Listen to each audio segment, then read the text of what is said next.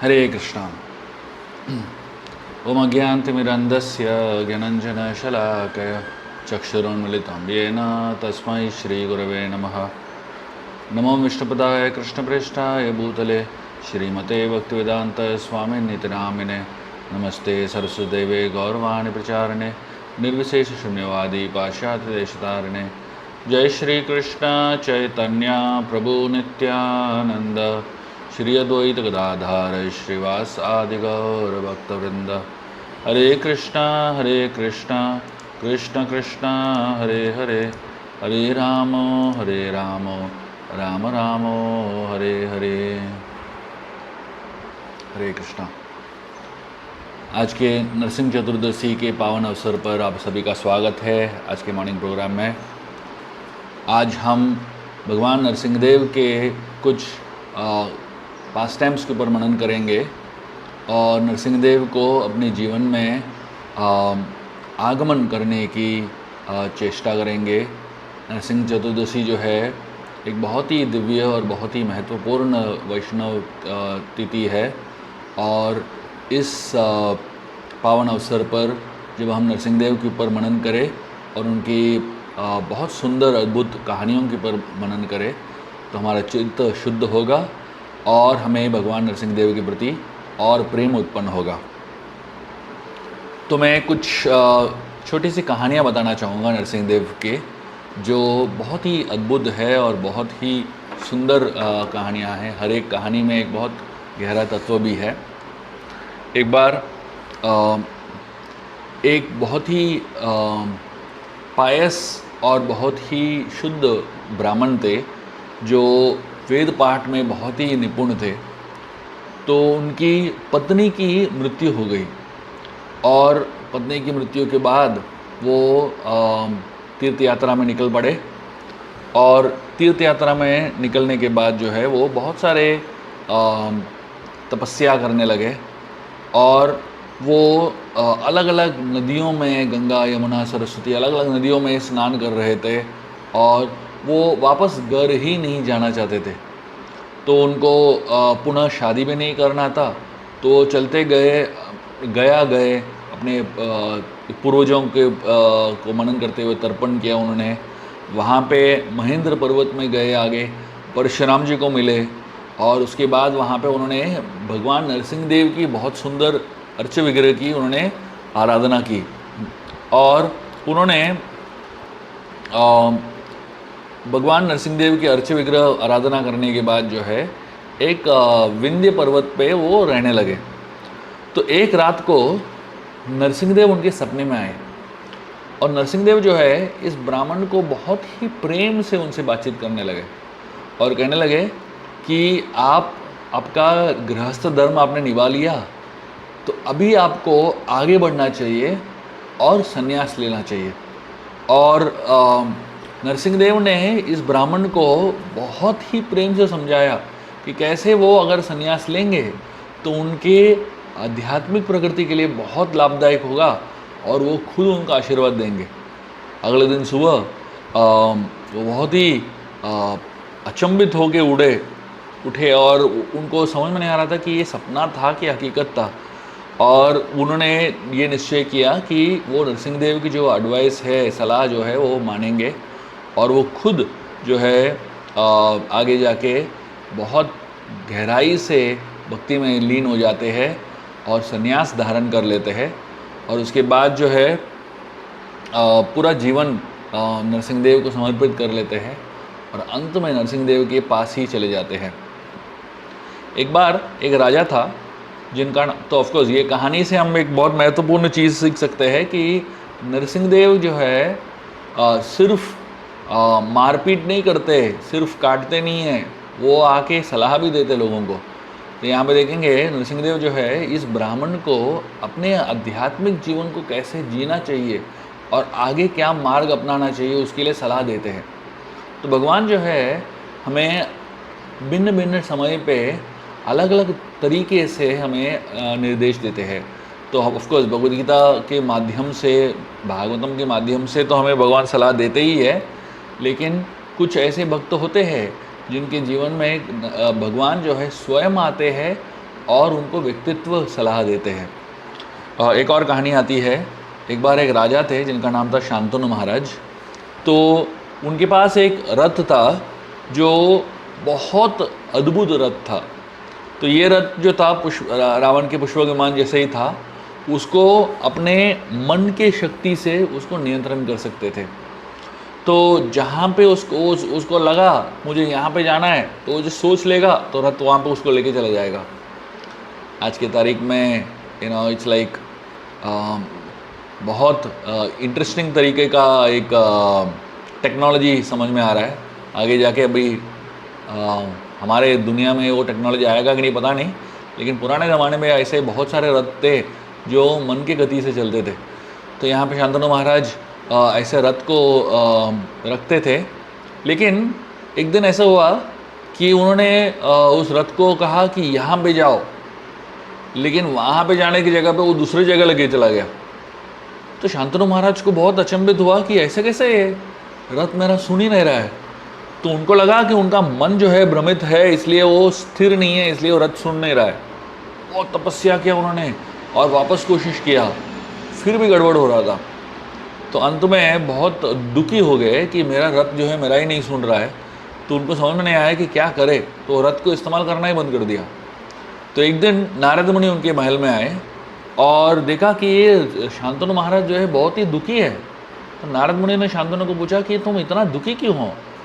तो शांतनु महाराज ने कहा, मेरा सबसे फेवरेट रथ था और मेरा सब सुनता था। जैसे ही मेरा मन कहा मन ठान लिया तो वहीं पे रथ जाता था। लेकिन आजकल ये रथ जो है मेरा सुनता ही नहीं है। मुझे पता नहीं है कि मेरा शक्ति कहाँ चला गया और ऐसा लग रहा है कि कुछ गलत होने वाला है मेरे साथ। तो नारद मुनि ने कहा, शायद आपने नरसिंहदेव की आराधना करते हुए कुछ अपराध कर दिया। तो आपने कुछ तो नरसिंहदेव को अर्पण किया है या कुछ तो किया है जिससे नरसिंहदेव क्रोधित हुए, वो आपसे खुश नहीं है। तो इसलिए आप अपने रथ का जो नियंत्रण है वो खो बैठे हो। तो शांतनु महाराज को समझ में नहीं आया कि ऐसे कैसे नारद मुनि बोल रहे हैं। तो नारद मुनि ने कहा, मैं आपको एक कहानी बताता हूँ। तो नारद मुनि ने शांतनु महाराज को एक कहानी बताया। तो उन्होंने बताया, एक व्यक्ति था जिनका नाम था रवि। बहुत ही सरल व्यक्ति था जो अंतर्वेदी नामक एक स्थान में रहता था। तो उसके बाद बहुत सुंदर एक बगीचा था जिसमें अच्छे अच्छे फूल उगते थे, बहुत ही अद्भुत प्रकार के फूल उगते थे। तो उस बगीचे को वो वृंदावन बुलाता था और वो बगीचा जो है उसके लिए बहुत ही महत्वपूर्ण था, क्योंकि वो उस बगीचे में वो फूल और तुलसी उगाता था जिससे वो अपने नरसिंहदेव भगवान की आराधना कर सके। तो उसने उस बगीचे में अंदर आने के लिए किसी को अनुमति नहीं देता था और उसने एक बड़ा फेंस लगा दिया था। लेकिन एक दिन उसने देखा कि उसके बगीचे से फूल गायब हो रहे हैं। तो हुआ ये था कि जयंत जो इंद्र का पुत्र था, तो उस बगीचे से वो आकर्षित होने लगा। अभी सोचिए, अभी स्वर्गलोक में फूल की कमी है क्या? लेकिन इसका बगीचा जो था इतना अद्भुत था और इतने सुंदर प्रकार के फूल उगते थे जो स्वर्ग में भी नहीं होते थे। तो इसलिए जयंत जो है यहाँ पे इस बगीचे में आता था अपने अप्सराओं के साथ वगैरह, और वो फूल लेके जाता था अपने खुद की आनंद के लिए। तो ये जो आदमी था रवि, इसको बहुत गुस्सा होने लगा कि उसका जो फूल है अपने आप गायब हो रहे हैं रात को। तो उसने गेट पे ताला मारा था, सब कुछ कर लिया, फिर भी वो गायब हो रहा था।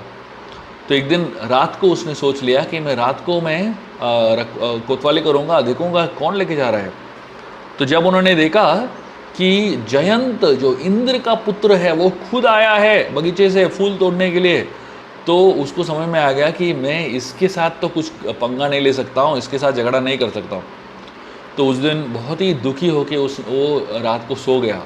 तो नरसिंहदेव उसके सपने में आए और नरसिंहदेव ने इसको बताया कि आप मुझे जो पानी अर्पण करते हो, अर्घ्य जो अर्पण करते हो, उस पानी को लो और पूरे बगीचे में छिड़क दो और उसके बाद देखो क्या होता है।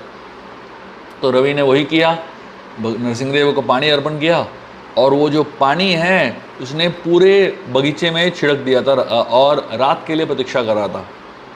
और जैसे वो हर दिन देख रहा था, जयंत अपने दिव्य जो रथ है उसमें आता है और वहाँ पे उस बगीचे के अंदर जाता है और बगीचे से फूल तोड़ता है और जा रहा है वापस अपने रथ में बैठ जाता है।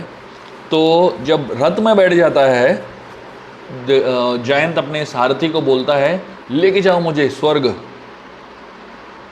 जब जयंत का सारथी रथ को चलाने की कोशिश कर रहा है, वो रथ जो है चल ही नहीं पा रहा है, वो बहुत गड़बड़ कर रहा था।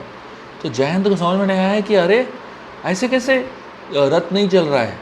जयंत ने कहा, कुछ तो गड़बड़ हो गया है उस बगीचे में, आपने कुछ तो कर दिया है जिसकी वजह से ये रथ चल ही नहीं रहा है और रथ जो है अलग अलग दिशा में जा रहा है।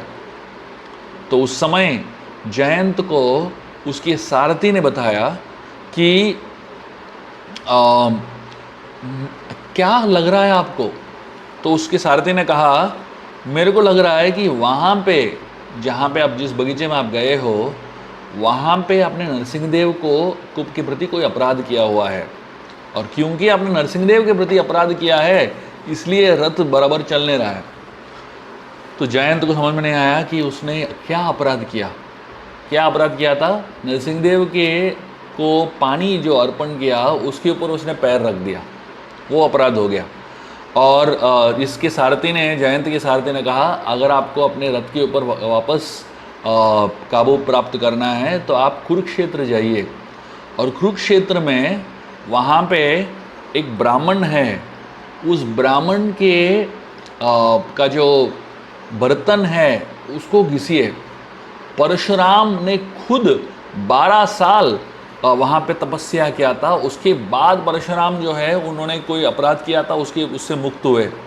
वैसे ही आप 12 साल तक इस ब्राह्मण का बर्तन घिसिए और आप अपराध मुक्त हो जाएंगे। तो जयंत जो है वहीं से कुरुक्षेत्र निकल गया और 12 साल जो है कुरुक्षेत्र में इस ब्राह्मण के बर्तन साफ करने लगा।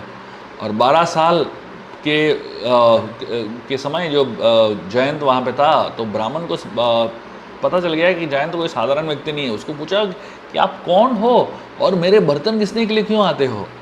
जयंत ने कहा, मैंने नरसिंहदेव के ऊपर कोई बड़ा अपराध कर दिया है, इसलिए मेरे सारे शक्ति चले गए, लेकिन मैं आपके बर्तन घिसूँगा तो मेरे पाप धुल जाएंगे।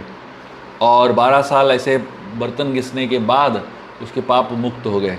तो नारद मुनि ने कहानी शांतनु महाराज को बताया और कहा, आप भी वही कुरुक्षेत्र जाओ और उस ब्राह्मण के बर्तन को घिसो 12 साल, तो आप भी अपने शक्ति को वापस प्राप्त कर पाएंगे। तो शांतनु महाराज भी सीधा गए कुरुक्षेत्र, उस ब्राह्मण के पास गए और 12 साल उस ब्राह्मण के बर्तन को घिसे और उसके बाद उनकी शक्ति वापस आ गई।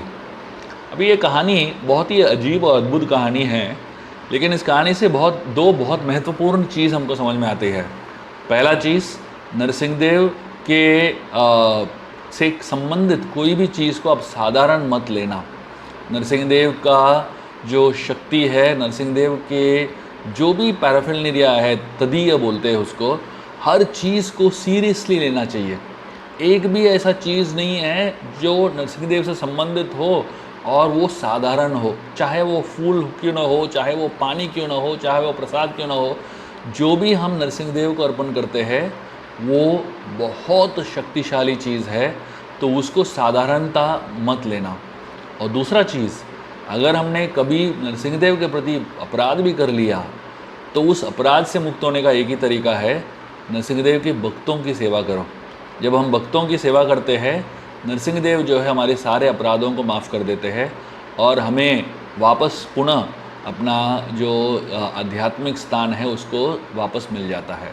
आइए इस नरसिंह चतुर्दशी के पावन अवसर पर हम नरसिंहदेव से ये दोनों प्रार्थना करें कि हम नरसिंहदेव के संबंधित कोई भी चीज़ को साधारण न ले, और दूसरा कि हमें नरसिंहदेव जो है अपने भक्तों की सेवा में हमेशा लगने की अनुमति दे और अवसर दे। बहुत बहुत धन्यवाद। हरे कृष्णा। नरसिंह चतुर्दशी महामहोत्सव की, नरसिंहदेव की, प्रहलाद महाराज की जय। हरे कृष्णा।